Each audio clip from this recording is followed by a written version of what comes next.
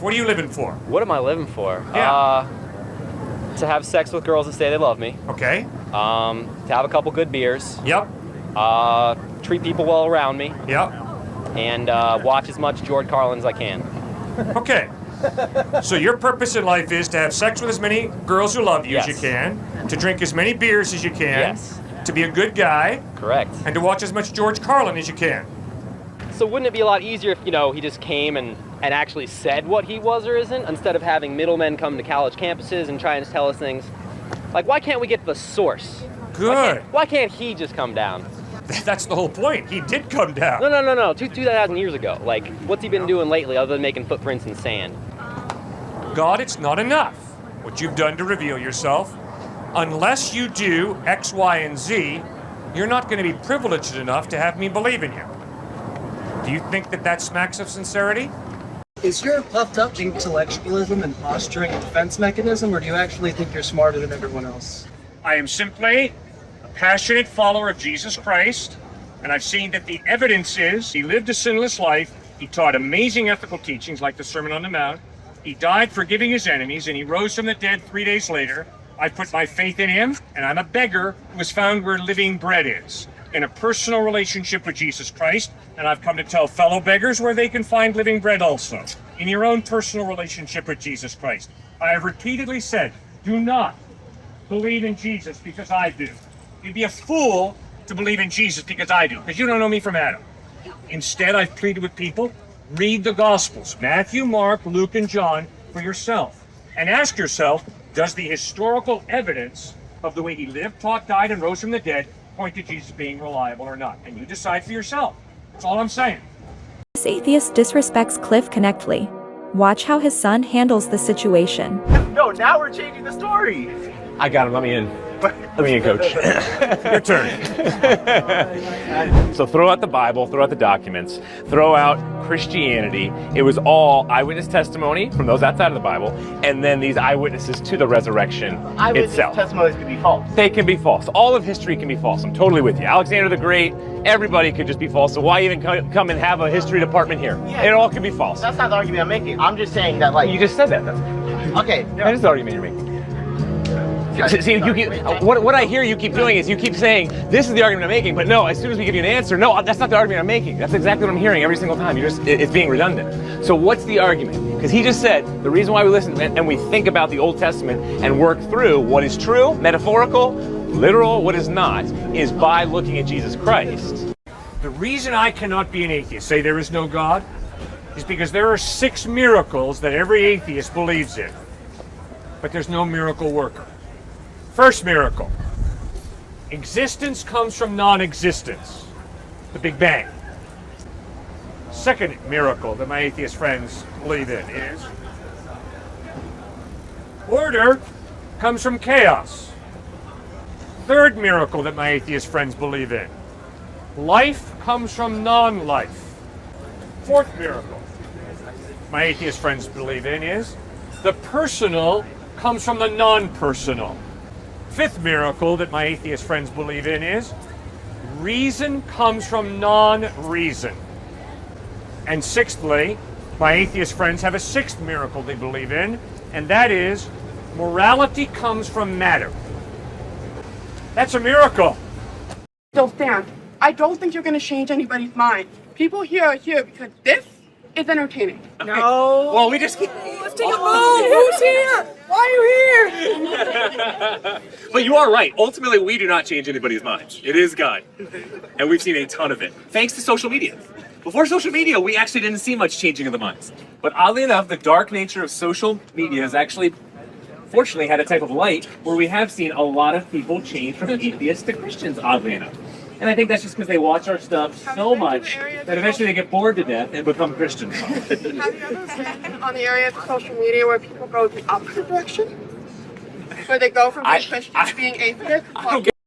So if I was put on earth, and also the reason that people go to hell or are not able to be with God for eternity is because we choose to reject him knowing about him. Like we are aware of him, but we choose to reject him. Right. So if Jesus and God are like all powerful, wouldn't he have known that by putting me on earth I would die a non-believer? So in that case, why would he have, is my question. So he didn't put you on this earth saying, oh, you're like Book of Romans talks about, a vessel for wrath. I'm just going to toss you into hell. No, he still gave you the free will, and it was not his will for you to reject him. Second point is, your life is still beautiful here on earth, and there's something called the ripple effect. Your life, what you go through and the suffering you go through, can impact the lives of others. Now the question is, how are you going to respond? Do you believe that we have 100% free will? That No. we're okay. How does that like play into like free will? Like if it was already decided and he already knew. Now, obviously, this is a hard question. Followers of Christ will disagree on this one. God is eternal.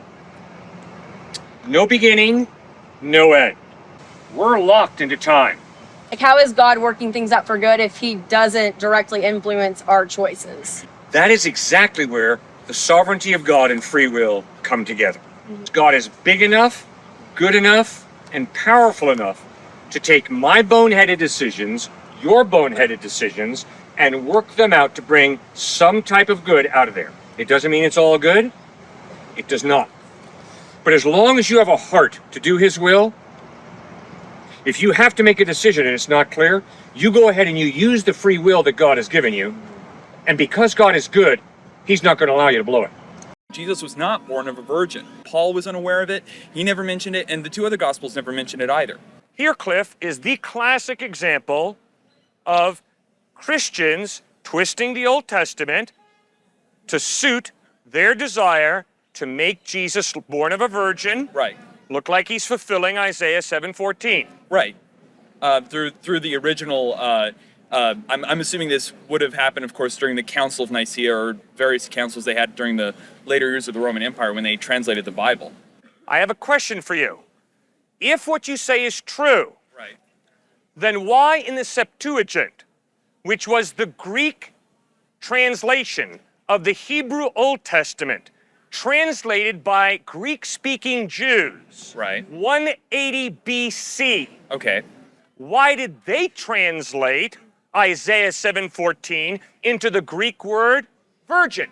How do you feel about babies being baptized? I wouldn't do a baptism. You guys don't baptize We babies? don't baptize, no. Well, people coming out of your background, when I explained to them, we're not going to baptize, we're going to dedicate. Just last Sunday, a gentleman said to me, well, could there be some water involved? That's just because of the strong tradition. And I said, well, sure, I can sprinkle water on your baby's forehead. But you've got to understand, this is not a baptism. This is a dedication of you to raise this child so that this child sees and hears about Jesus from you. It's a dedication of us as a community of faith to support you in this. And yes, we're going to pray over the child. Dedicating basically just means speaking scripture over the child and then speaking to the parents and any other children they have that they are going to support this child and grow them up in the faith. And then I turn to the congregation and say, are you going to do the same? So it's all about dedication back to a covenant. I like that. Yeah, I think that's beautiful. That's very beautiful. The entire world follows the Christian calendar, right? We all agree it's year 2024. But even though other religions don't worship him as the deity, they do acknowledge that he definitely 100% did exist. And not only did he exist, even though we believe in a different deity, this deity is important enough that we agree that it's year 2024. I think it just shows why so many historians, it's like consensus that he was the most impactful historical figure, bar none. Yep. They'd say Buddha, your Buddha statue, like that. He's gone. Buddha was like number 2, but so you were you were close there. But I think just again it gets back to the impact. And I love Mike. I didn't know that you knew that because I didn't know that until real recent. How Jesus is the only religious Commonality. literally commonality, but also every single religion looks at Jesus in a positive way. No other historical figure even comes close. Admittedly, I feel that desire more towards you than him. Why is that? I don't like you very much. Oh, you want to hit my head against the bricks? Yeah. Why is that? I'm sorry you have that feeling. I feel like we just went over this. Wait, you want to hit my head against the bricks, but is that a good desire or a bad desire? It makes me feel good. It wouldn't be very good if I did it right now. It wouldn't be? It would not be, no. But I mean, if you want it, if you're giving me your consent. But it makes you feel good. It would make me feel very good. But why does it make you feel good? Because I'm taking control. I don't have any control in life. Okay, so it's a control issue. It's a control issue. So it's kind of like you want to be your own god? Sure, why not? So you taking my face and bashing it or curb stomping me over here. Feet, legs, hands, I don't care. This makes you feel, so it's not an intrusive thought, it actually makes you feel good. No, I let it in. I opened the door for it. You open the door.